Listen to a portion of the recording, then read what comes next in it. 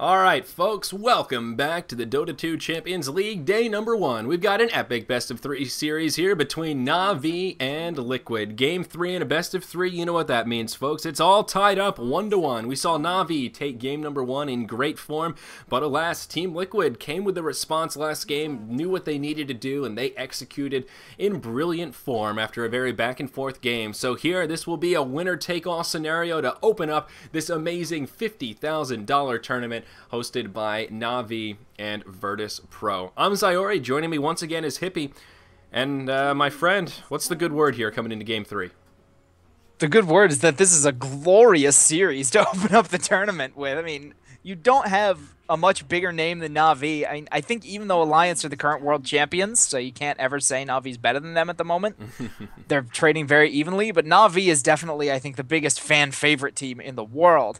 And then you have the heroes of the USA, Team Liquid. They've been fighting for years. They may not have placed too high at TI3, but they are always the team of our hearts here in the United States. Big names, big games. We had an amazing first couple of games. I expect it to repeat here in Game 3. It's always exciting when you have a little bit of that country pride where you have teams that are a little more landlocked. Like I've seen a lot of folks in chat, USA all the way. And, well, I have to admit I can get on par with that, being one from the USA myself. Let's take a look at some of these bands here, though. Navi going to take out the dreaded Outworld Devourer and the Bat Rider. Team Liquid going to go ahead and ban out the Lifestealer as well as the Wisp. So, certainly as we would expect, Elder Titan going to be that first pick, and the Naga Siren going to make it through here as Navi do pick her up first. And they're actually going to break into that bonus time as we just see what Navi want to grab with their second hero choice in our third and final match of the day. Yeah, and I believe on Liquid, it almost universally is Bulba who plays that Elder Titan, so that's probably going to be a mid-Elder Titan. Of course, they could still move it around. It's quite possible to land. That is an early Invoker pick. Holy crap. Ooh. Well, that's interesting. The rule of thumb with drafting 101 is we always go back to, you usually want to save that mid-hero for last so that you can't get countered too easily. And I don't think we've ever seen a second pick Invoker since we started casting on Dota Radio. That is crazy. Since, like, post-TI2 balance patch have we seen a second pick Invoker. Yeah, that is. So, Navi doing rolling the dice here a little bit. That makes me wonder, they've got to have a trick up their sleeve. You know, I don't see Liquid really denying that Invoker pick. So maybe they're hoping that Liquid will overreact, maybe ban or draft to try and counter that Invoker, and they can get a leg up on him. I don't know exactly how to read this. What's the advantage of second picking Invoker here in our current meta? Well, if you know... Okay, let's act under the assumption that Navi presumes Bulba is playing Elder Titan, which is pretty standard for Liquid, so he's probably going to be mid. You know that you want to lane an Invoker against an Elder Titan, so you're like, alright, we want to get the Invoker. We don't know what else we might want to draft. We want to wait and see. So let's get the Invoker now. It doesn't reveal anything about the rest of our draft, which they may be able to counter, and we know that this matchup is one that we're okay playing.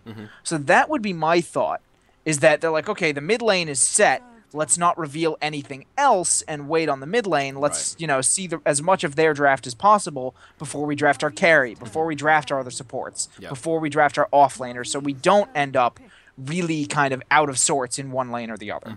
Absolutely right. And Nature's Prophet was the second pick for Team Liquid to go with their Elder Titan. And now the drafts, or the second round of bans have been complete. Navi going to ban out the Luna as well as the Troll Warlord. And Team Liquid going to take some of those offlaners out of the pool. The Dark Seer as well as the Bounty Hunter. And before it was picked, I was just about to say, this is looking like a good Weaver game. And alas, Weaver going to be grabbed for Navi. And Team Liquid will go ahead and third pick the Rubik. Maybe more of a deny pick than anything else. We know how much Kuro loves his Rubik. But alas, it will be Rubik, Nature's Prophet, and Elder Titan for Team Liquid's first 3 picks. I don't think necessarily a deny pick. I think, yeah, you definitely don't want to give him to Kuro because Kuro really loves him and he's so versatile. But when you have an Invoker and a Naga to steal amazing spells from, not to mention that you can get Shikuchi off of the Weaver, there's an amazing set of spells for Rubik to steal. And now you have Timbersaw with the Chain, the Chakram, the Whirling Death. So many good spells on that other team. Not having a Rubik would be kind of remiss, in my opinion. That's a fair point. Fair point. Anytime there's a Naga, Rubik is a fair pick indeed. That Song of the Siren tends to be easy-ish to steal. Not the easiest of abilities, but one that is stolen quite frequently. But I like what Navi's done here. You can see the potential they've got with this team fight, this setup that you can use with that Song of the Siren, the Chakram ready and waiting. Weaver can apply those Scarabs, and that opens up for Invoker to land some pretty easy wombo combos there while everyone's disabled. So I like this roster that Navi's got, and on top of that, they've got a great laning phase. I mean, all 4 of these heroes are individually very, very powerful and have a great amount of synergy. And we'll see how Team Liquid draft to try and counteract that. Right now, they've got 3 very powerful heroes in their own right, but the really only bit of a big team fight presence they have here is that Elder Titan with the Split Earth. And of course, we'll see what they do with their 4th pick as they do break into their reserve time here. Yeah, I mean, you'd want to think that they might get something with a little bit more team fight strength. They might go for the Gyrocopter as their carry. He would certainly work. Excuse me, he would work very well right here. They might save their carry for last. They might pick up a support with some good team fight strength. The Visage is still on the board. He could absolutely be picked up right here. I'm trying to think who else in particular. You could get someone like a Jakiro. You could get someone like a Lina. The setup is reasonably decent because of the Rubik in the early game, and if you can land a good Elder Titan ult, it'll be very, very effective then. It's not quite as good without the Darkseer, who has been banned out, but at the same time, they're going to go for Mirana. Not what I expected. Interesting. Wow. And, I have to stop giving folks credit for predicting stuff in chat, because I think we're actually behind the Daily Motion stream. Yeah, we're behind the Daily Motion stream. So I keep going like, wow, these people in chat are really smart today. So a bunch of people are saying Mirana. Oh, right. They're cheating, you bastards. But alas, Mirana, an interesting but feisty pick. I like seeing Mirana, but we've talked about she's not really that hard carry. She's really kind of a soft carry. She's soft and squishy with that gooey center, and with enough farm, she can kind of hard carry, but sort of a much more mid-game oriented carry with all that magic damage she can put out. But the final bans are among us. Visage going to be that final ban from Navi. Crystal Maiden going to be the last one from Team Liquid, and that will open up for a Doom final pick for Navi to go with Timbersaw, Weaver, Invoker, and Naga Siren. That's a puppy jungle Doom right there, and that's going to be very, very frustrating for people like the Rubik, for people like the Nature's Prophet, for people like the Mirana. I think this Doom is so annoying to every single hero on Liquid. I mean, of course, Doom is frustrating for everybody, but these are a lot of heroes, not just the supports, that are relying so much on their spells and so little on just having, a constant sort of impact, that any one of them, and all of them are kind of important for the team fight to go properly. And, any one of them can be completely destroyed by that Doom. And the Prophet will be easy to gank because of it. He won't be able to TP out. He won't be able to Shadow Blade, shutting down the Mirana Leap, shutting down all of Rubik's spells during a team fight, making sure he can't get anything good, shutting down the Titan if he's getting off to a really good start. Just, oh, well, guess that Spirit's not coming out. Guess you don't get to drop an Earth Splitter. Yeah. There's just so much this Doom is going to do really, really well this game. I think it's actually a really good pick. Yeah. One of the other things that worries me about the Team Liquid roster here is they seem relatively squishy, and they're going to grab a Vengeful Spirit, so another one that's not particularly squishy, but a hero we don't get to see too often, and at the very least, we got to give Liquid some credit for, I don't know if I want to say experimenting, but mixing in those heroes we don't see too frequently. Vengeful Spirit going to go with the Mirana, Rubik, Nature's Prophet, and Elder Titan. I wonder if that's an aggressive tri-lane. Yeah, that's sort of what I'm thinking here, and I just worry, though, that they're so squishy compared to the Timbersaw, the Doom. I mean, even Naga and Weaver are, semi-tanky heroes in terms of, Weaver likes to get either a BKB or a Lincoln's first, and Invoker kind of their one real squish bag, and some of that team fight presence just makes me a little bit nervous for Liquid, but no doubt they have a ton of pushing power here, a good bit of pushing advantage between the Venge and the Nature's Prophet. Could be scary for Navi. They can certainly get some work done. I think the counter push from Navi is reasonably strong, though. The Timbersaw nukes, of course, can counter push any lane very, very quickly. The Doom Scorched Earth can be really good for helping him just tank up a creep wave and farm it down. If they decide to counter push with an Invoker, he can just get a lot of good farm, just use Forge Spirits to help stop the lane from pushing out. So I don't know. I think the biggest thing they can do, it looks like we might have a 5-man jungle invasion coming from Liquid. I think what they really need to do is they need to do this tri-lane aggressive. They need to shut down the Weaver, and they need to also get some shutdown onto the Doom. They need to take whatever advantage they can get in this tri-lane and kind of send it into the top lane as well. Or excuse me, into the jungle as well. Yep. I think you're right. We'll see, though. It looks like Liquid already off to a nice aggressive start. As you mentioned, there are going to be a 4-man train into the jungle, actually, here. They do have one lagging behind, and that is going to be the Nature's Prophet. And you're going to have to say his name one more time for me. Koikva. Koikva. It's just like, I know the sounds and the letters don't match up, so I have to Koikva. Koikva. You'll get it. I'll get Takes it. time. I'll keep trying. We'll keep I remember I was doing some casting when he first came onto the scene. I was like, Koikva? What is this? Koikva. Okay. All right, so let's go ahead and introduce our rosters here. It looks like that little bit of invasion not going to be too successful for Liquid, and let's go ahead and see who is where.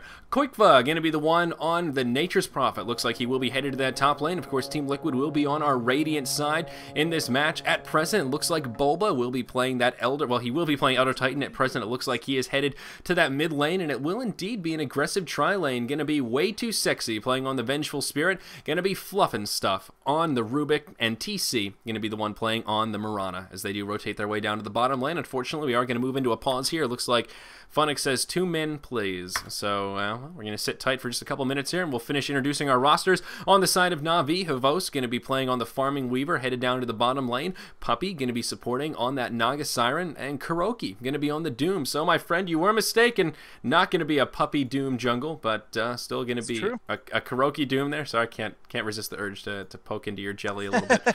Dendi going to be on the Invoker in the solo mid, and Alas Funnick going to be solo short lane in the top for Navi. I think the most interesting thing here is how many wards were just committed to block Navi's jungle when they're dodging the top tri-lane. So, I mean, you're going to have Liquid, I think, with the advantageous tri-lane against Navi's. But that, of course, that does depend to an extent on what kind of spells the Doom gets. If the Doom gets an early Ursa Stomp or something like that, that could be really, really powerful against this Liquid lane. It could really cost these supports their lives a lot of times. And the fact that they spent all their wards blocking Navi's jungle where Doom isn't even going to be is a pretty big deal. They don't have any sentries to counter ward their own jungle. They have maybe one observer left. Who's carrying those? Yeah, okay, so Way2 has one observer. But if there are any sentries picked up on Navi, they can counter it. Doesn't look like there are at the moment, actually. So maybe not as big of a deal. But it's going to be much harder for them to have vision of what's going on around the rest of the map and to counter ward and prevent Navi from having vision because they committed so much gold to blocking a jungle that's not even going to get utilized for a while. Yeah, that's a really interesting thing to point out. As you mentioned, the hard camp blocked, that kind of medium camp blocked, and then also the pull camp blocked that medium camp as well. So you're exactly right. They really went kind of all out in that early game.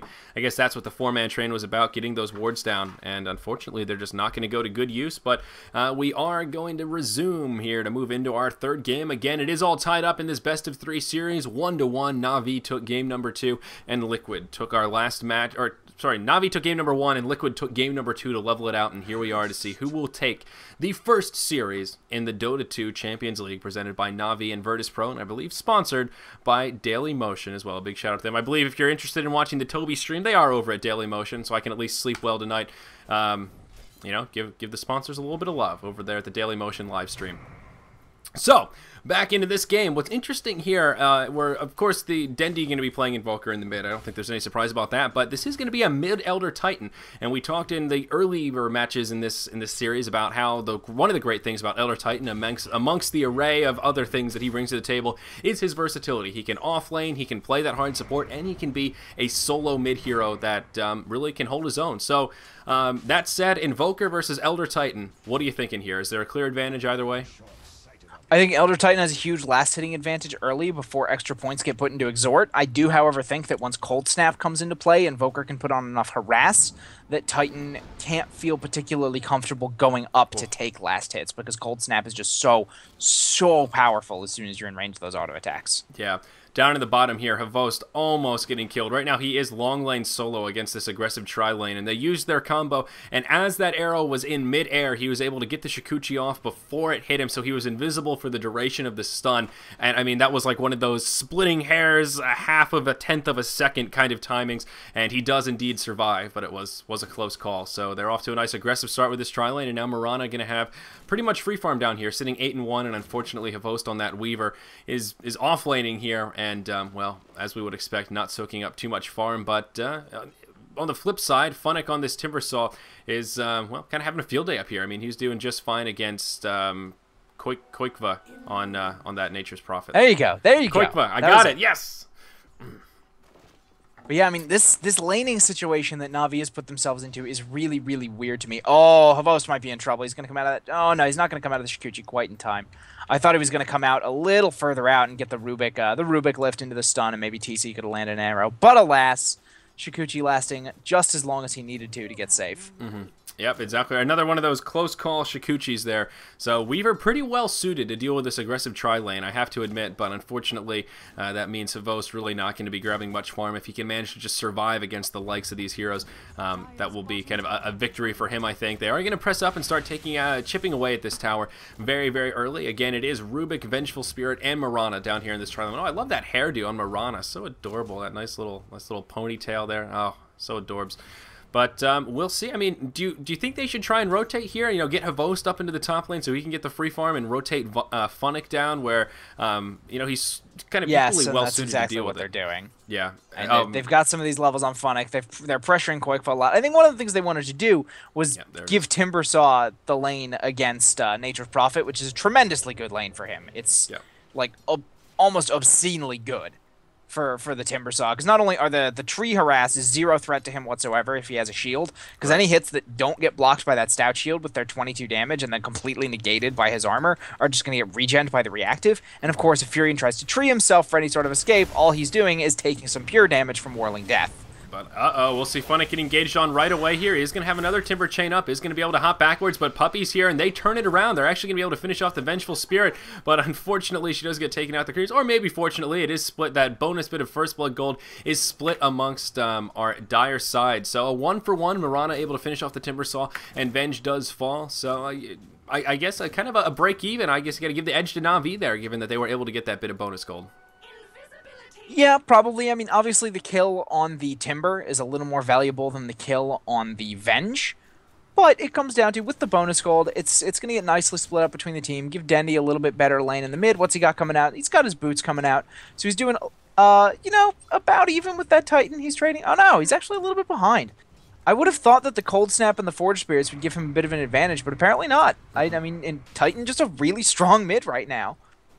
Yeah, he's doing a great job, and that's one of the things, the Astral Spirit, it gives him so much harass onto the opponent and also gives him such a last hit advantage that it's sort of like a double inverse whammy. If you've ever seen that stupid game show where he gets to harass and then also gets the ease of last hitting with all that bit of extra damage that the Astral Spirit racks up. So very well suited for the mid lane. He is 24-2 against the now 18-9 Invoker, so it's a relatively even exchange, but he's more than holding his own against Dendy, and well, that's always an accomplishment, I think, whenever you can stop Dendy from getting out of control, as he tends to do in many a game. But Mirana still leading the way in farm in terms of these carries here, is 27-12 against the 18-4 Weaver, so at least now Havost able to get some recovery farm. That top lane has been completely sacked, so he is in free farm mode, as Koikva is in the jungle now on that Nature's Prophet, trying desperately to farm up for that Hand of Midas right now, just on Gloves of Haste with about 1,200 gold in the bank, so he's pretty damn close, but we'll have that big farming tool here before too long, all tied up 1-1 in our third game of the day, or third game in this best of 3 series here at the 5.5-minute mark. Seems like Koikva doesn't like the more aggressive build that's been a little popular among some Nature's Prophet players recently. I saw Bulldog do it several times in Starladder Finals, which is actually phase boots first into Midas, because even though it delays your Midas, you know, slows down how effective it is, the phase boots, when you're trying to gank, if you're trying to put on a lot of pressure around the map, it gets really, really powerful. That extra 24 damage, the extra move speed, there's just so many good things it give you to make sure you can pressure the other lanes. So it's very, very useful if you feel like you need that Prophet to have an impact before, like maybe the 12 to 15-minute mark. If you need him for earlier ganks, like 8 or 9 minutes. It makes the fact that he can make everything so asymmetrical just that much more effective. Yep, and unfortunately down here in the bottom, Funnick going to get taken out. Well, I shouldn't say unfortunately for Funnick, he gets taken out. And again, that kind of wombo combo amongst those 3 heroes, just a bit too much for him to handle. Naga did grab the 6-minute rune, which was a double damage at that bottom spawn, and as Timbersaw was on his way over, just got caught by the stun, the easy arrow follow-up, and the plenty bit of burst damage to take him out before that Timber chain could get him away. So nicely done by Liquid, making the most of their aggressive tri-lane down here. Now going to pull ahead 2-1, and let's take a look at the gold graph. Well, pretty even, but Liquid going to have a nice 200 gold lead. Navi, though, the ones with the experience lead here, upwards of about 1,000 at the 7-minute mark. Yeah, and just Navi, of course, doing a little better because they have the Doom in the jungle. They got a little bit of extra XP on Puppey early. He was dual jungling with the Doom to get himself some golden XP, so he has his boots. He's got his level 4. He's not completely underfarmed, and if he had been in a try versus try situation, I mean, I think the reason they basically sacked the Weaver for a little bit was because they knew they weren't going to win that try lane.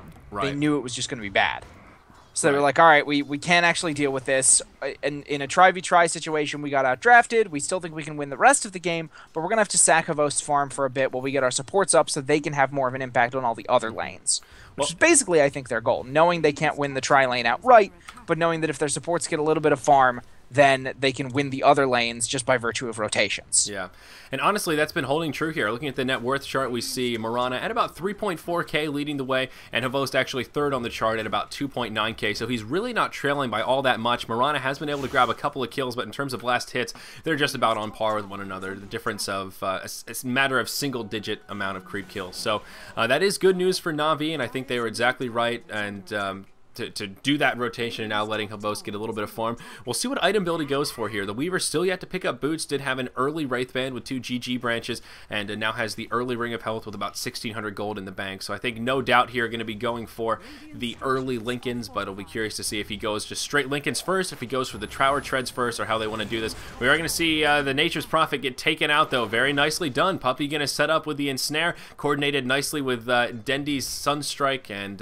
well, makes for a very easy kill onto the level 6 Nature's Prophet, who only has a Hand of Midas, so he's really not all that tanky, and well, Navi gonna tie it up here 2-2 as we approach the 9-minute mark. I gotta give so many props to the little tricks Koikva just pulled. He not only blocked Puppey for a good like 5 seconds while he was trying to get out of tower range, so he took most of his health in tower damage, but then so Puppey turns around to farm a couple of the creeps. He gets one of them, is about to get another, and Koikva used the other 2 treants to deny the one he was about to kill. It wasn't like a huge play.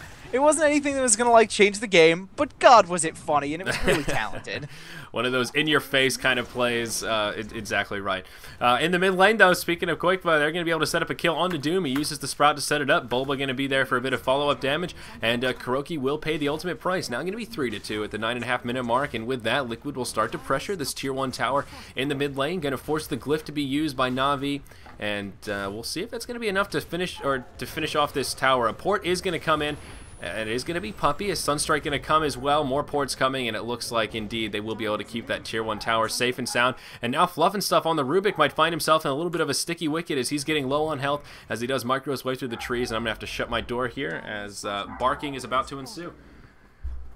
Yeah, that extra 30 move speed from Puppey really helping him keep up. They're trying to chase him down, but they got fogged on the first net. The Cold Snap comes out. Fluff is finally going to fall, but Navi having to commit a whole lot more time to that rotation than they wanted to. Havost had to come out of the top lane. They got the Cold Snap from Dendy, but they really wanted to finish off Fluff about at Secret Shop range, and eventually he got all the way down almost to the other side of Radiant Ancients. Yep. So he definitely a little bit more time they wanted to commit. They still got the kill, but it means that Havost had to spend a little time not farming.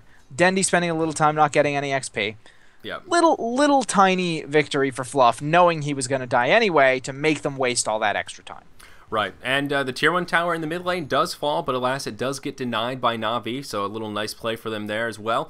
Tied up 3-3, and that is the first tower of the match to go down, so still a pretty even match on our hands here. The gold graph, though, is jumping in favor of Liquid, now about 2,500 gold, or close to, yeah, just about 2,500 gold, pardon me, and about 700 experience lead, actually, for Navi. So although they aren't getting the better of the gold farm, they do have a slightly more efficient sort of laning situation here with that dedicated tri-lane from Liquid.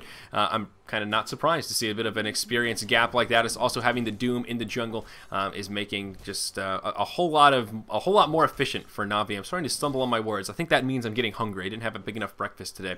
But Doom is doing pretty well. He does have the power treads with the bottle as well as 2 GG branches, level 7 right now with an ensnare as well as the Raise Dead as his 2 abilities. So he's using those little skeletons to assist in his jungle farming. Yeah, absolutely. A very efficient way of getting things done. And also remember that part of that gold advantage is just the fact that it's 2 towers to none in favor of Liquid. So as soon as towers going down, that means the creep farm is approximately even around the map. So if Liquid can take an advantage off of this farm and put a lot of pressure on to slow Navi down, then it's an advantage for them. But if they really can't and they keep trading even and eventually Navi just chips down 2 towers, they're right back to an even game. Yep. No, exactly right. Exactly right about that. Let's take a look at the inventories here and see if any of those big items have been picked up. We mentioned Nature's Prophet. Went for that Hand of Midas first. Hand of Midas first. It is starting to pay off. He does have about 2,000 gold in the bank, but only 1 item in his inventory, which is always a little bit jarring to see there. Mirana did go for Phase Boots first. Ring of Basilius does have the Magic Sip. It went for a Perseverance as the first core item. So an interesting choice. Obviously going for that little bit of extra damage, getting some regen, but a very squishy hero right now. TC on the level 9 Mirana only has 750 hit points with virtually no stats on any of those items. In the mid lane here, Puppey going to be in a little bit of trouble. Down he goes. Naga Siren actually going to fall to the creeps, but a pretty easy setup there between the Venge as well as the Elder Titan. Mirana using that ultimate so they could sneak in, and really not much that Puppey could do on that Naga Siren to avoid death. Other items at Bulba on that Elder Titan, he did go for Phase Boots first, early Drum of Endurance, and now has that first Ogre Club to go with the bottle as well as the Magic Wand, so probably going to be looking for an early BKB, but we'll see what he wants to do. And it does indeed look like Havost on the Weaver at level 9 now. He's going to be going for just a fast Lincoln Sphere. Does have the ultimate orb now to go with that Ring of Health, and the Courier is moving. Does it have something? It's got the Lincoln's Recipe, so just going to need that Void Stone, and Havost going to be in good shape with that first core item. Yeah, I mean, he's doing himself a reasonably good job of picking up on his farm, not falling too far behind in net worth, as we've mentioned a couple of times, and he's been largely ignored up here in this top lane. They haven't sent anyone to try and stop him. They're only now committing a few heroes to put some pressure on this top tower, but he's already in a very, very good position because of how long he was just left alone. Yep, no, you're exactly right. In the net worth chart, he's still holding steady at number 3. So still not the best farm ever, but definitely holding his own and doing a-okay. And again, just going to be another 600 gold or so off that last Void Stone piece that he needs to finish off that Lincoln's Sphere. We're curious to see what build Kuro goes for here. He's got about 1,700 gold in the bank. I imagine he's going to want to grab that early mech and then just transition into that sort of aura-based Doom build that we've seen. Maybe a Drum of Endurance. Nope, there's no other Drum of Endurance on their team. And perhaps just move into that Assault Cuirass later on, maybe even a Vlad's. That's sort of a popularized Doom. Or Shadowblade, yeah, that's another. He's got the Claymore, he's going Shadowblade. Oh, he's got it's on the Courier. Gotcha. And that's yeah, pretty I common saw him as lose well. 1,400 gold. I was like, well, I guess I know what he's going right now. Yeah, so he very well may go Shadowblade first for that bit of initiation mobility and then transition into that aura-based Doom build. But, you know, mech first is not an uncommon strategy. We'll see who is going to grab the mech. I guess it's going to be Puppey, or maybe it's just going to be a non-mech game where Navi not going to be too worried about that bit of early sustain. I don't see anyone started on a buckler on either side, actually, so sort of interesting at that. Yeah, someone who really loves the aura build is Mag from Empire. Yeah. He plays it really, really well. Empire made some really good use of Doom in the Starlighter Finals, and ooh, speaking of Doom, another one of those ganks. Yeah, he's going to get picked off. Sorry, I did miss. That was the first kill I haven't caught on camera today, folks. Damn it, I was going for a perfect game, and then game 3, I screw it up. I look at chat for a bit too long, and they grab a presumably pretty easy kill on Doom right there. I think he was fairly low health in the jungle. Yeah, it was you know, it was Nature's Prophet and Elder Titan with a Mirana ultimate to assist it. It was not a hard kill for them to pick up. No, but still, nicely done. Let's see how these gold graphs have reacted. Now just about a 4,000 gold lead for Liquid, and they've actually taken the experience lead now as well, just about 1,500. Slowly but surely becoming more and more prevalent here as Mirana, now level 11 in the bottom lane, has really just been free farming away, still leading the way on the net worth chart, sort of on par with Elder Titan, but both of them in those top positions. And in last hits, TC 108 and 30 right now. So in 15 minutes, he's grabbed 108 last hits. That's pretty damn good. I mean, he's pretty much just been free farming this entire game. And with that, Liquid going to be able to grab their second tower kill of the game. They will take out that tier 1 in the top lane. So total tower count is now 2-0 in favor of Liquid. Of course, one of those towers was denied. In the bottom lane, though, looks like we'll see some initiation onto the Mirana. She will be able to leap away, and TC will indeed be able to survive. That's going to make it now 5-3 as we approach the 16-minute mark in Game 3 of this Best of 3 series here at the Dota 2 Champions League Day 1 on Dota Radio. And Dendy nearly has his 4-staff, so he's going to be looking to be a lot more active once he gets that. Once he has that little bit of extra mobility, help him set up cold snaps, help him catch up, maybe land deafening blasts. And hopefully for Navi, he gets his impact felt. But oh, Havost in such a bad situation. So many stuns coming out. Yeah. Earth Splitter probably not necessary to be burned right there, but with a Sentry Ward down, between the lift and the Venge stun, there was no way he was getting out of that. Yeah. Excellent gank set up by Liquid, and Havost maybe a little too aggressive, farming the enemy jungle when you're already, your team's a little bit behind. You can't afford to be taking risks like that. Exactly. If you just press F3 and take a look at the vision that Navi have, I mean, they have absolutely no vision down here. That was a very ballsy move there from the Weaver, and you're absolutely right. At this kind of a game, in Game 3, you just can't take those kind of unnecessary risks and expect to be able to walk away from it. And Liquid, much to their credit, they punished it, and they grabbed a very valuable kill on the primary farmer of Team Navi. Very nicely done. Now going to be 6-3 at the 17-minute mark. Yeah, I mean, we're really going to be looking at this Doom and this Invoker to have enough of an impact to let Weaver farm back into the game, because he's definitely behind. I mean, he's got his Lincolns, sure, but he's, with that pick-off that he just got, with the fact that the Lincolns is a very defensive first item, it doesn't really let him fight that much early. He's going to still need maybe 5 to 8 minutes more of farm before he's probably going to feel comfortable engaging in a lot of fights. He can engage in, you know, some good fights right here to try and get himself some extra gold, but he's not going to be in, like, really big team fights. He needs to get his gold going before he is ready for that. Yep. So the Doom, the onus is on the Doom, the onus is on the Invoker to have so much of an impact with all the spells that Dendy's going to get off, with the Shadow Blade hopefully picked up, hopefully for Navi picked up soon on Kuroki, and it looks like Dendy going to get arrowed in the Roche pit. This could be bad.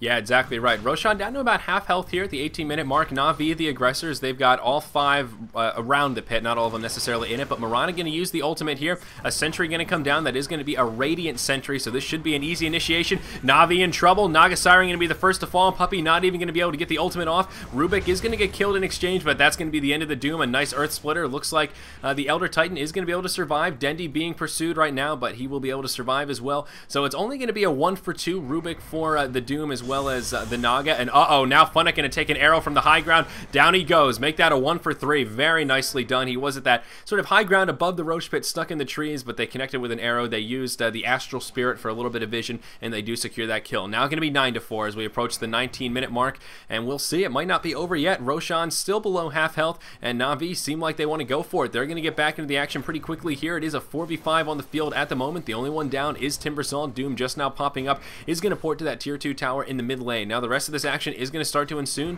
No buybacks were used following that fight. Everyone's still reasonably low level, so those respawn timers are still pretty low. And Navi, they really want to stay aggressive here. They've got all their forces centered about the mid lane. And Liquid don't seem to be too eager to want to take this team fight, but of course they do want to stay nearby and contest this Roshan attempt if Navi move back into the pit. And there should be an easy counter ward at this bottom right here by Dendy. They have the sentry right there. Yeah, it's just going to get picked off. So now no vision of the pit for Liquid, and that's a really big deal.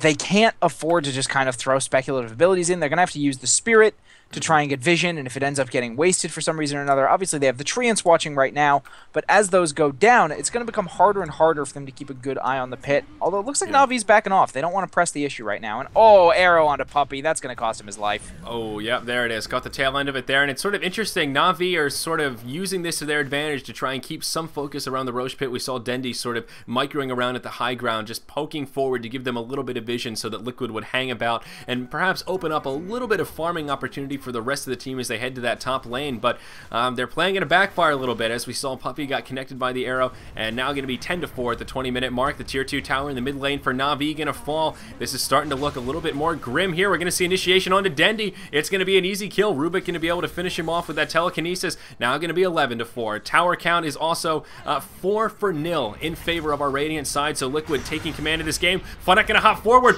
What was that? What was he thinking? Oh no, he's just going to timber chain into 5 of them, and that's going to be free kill for Liquid. Now 12-4. Yeah, and Liquid just snowballing a huge advantage. I said, they have a little bit of an advantage right now from these extra towers they've gotten. Let's see if they can, push on it and get more of an advantage, and that's exactly what they've done. They've used the mid-game power of their lineup. They've used how farmed their Elder Titan is. They've used, the power of the Mirana and all the damage she can put out to win fights that Navi just can't take because they need so much more farm on their heroes. Invoker needs farm, Doom needs farm, Weaver needs farm, Timber needs farm and levels. Yep. They can't afford to be taking all these early fights, but they have to, or else their towers just get run over, and Liquid is just taking advantage of that to pick them off like crazy, get a lot of work done. Really, really nice strategic play here from Liquid. And they could Navi can certainly farm their way back into this. Don't get me wrong, they have the heroes for it, but it's looking very, very grim when you take a look at the size of the advantage that Liquid has now accrued. Right. Over 12,000 gold, over 10,000 experience. Yep, I was just going to say there are some scary statistics about. Those are some of them, and on the KDA chart, right now Mirana is 6-0-2. That is one of the other scary facets of this match. Again, Puppey in the top lane, going to take an arrow to the face. TC going to be able to finish him off, just going to stand toe-to-toe. Again, Puppey not going to use the ultimate there. He is going to follow it on cooldown. TC going to be in a little bit of trouble. Sunstrike not going to connect. He is doomed, and I think he is certainly dead. He is going to turn around. Of course, he did pick up the Aegis just a few moments ago, and Mirana going to pop right back up. Bulba now going to join the fight, and they're going to try to engage perhaps onto the Havos. He's going to launch an arrow from long range. It's going to connect with Kuroki. A beautifully set up arrow right there over the trees. No way for Kuroki to know it was coming. That's going to be an easy kill. This Earth Splitter going to be used, as will the telekinesis. Liquid just continuing their domination streak here. 14-4 at the 22-minute mark. Now 7-0-3 on that Mirana. And glancing at those items, Mirana's had that Lincoln. She did go Lincoln's first, and the 2 Mithril Hammer is going to have a Desolator coming via the Courier, I think, momentarily here. So absolutely fabulous play from Liquid. Venge now also has the Vlad's offering. BKB on Bulba on that Elder Titan. It's starting to look grim for Navi. Their core items just aren't really there. They've got a Shadow Blade on the Doom. They've got a Force Staff on the Invoker. They've got a Lincoln's on the Weaver, but that's about it. Timbersaw basically just has Arcane Boots and a Point Booster right now, which really isn't doing a hell of a lot for Navi's teamfight potential. Yeah, all the cores of Liquid are about an item ahead of their counterparts on Navi, and that's a bad sign. If one person is one item ahead, you can come back from it. If everyone is like an item ahead of you, if the supports are starting to get items ahead of your supports, that's when you know things are really starting to go bad. Mm-hmm. Yep, and oh, here we see Havos going to be in big trouble. Down he goes. Mirana now with that Desolator in tow, hitting quite hard. That minus armor, another arrow going to come out, not going to connect. Navi, they're going to tap out. We see the GGs here, and that's going to be it. They don't even need to see their base get sieged upon. Liquid with a really even series in the first 2 games. It was kind of even matches. Game 3, 15-4 after 23 minutes of gameplay. Liquid with an uncanny showing here against Navi to take the first best-of-3 series for the Dota 2 Championship League. Absolutely incredible. A fabulous best-of-3 series to kick off this tournament. Yeah, that 8-0-3 Mirana on TC. Yeah. I know you love the Mirana. I know you love to see her do well. So there you go, man.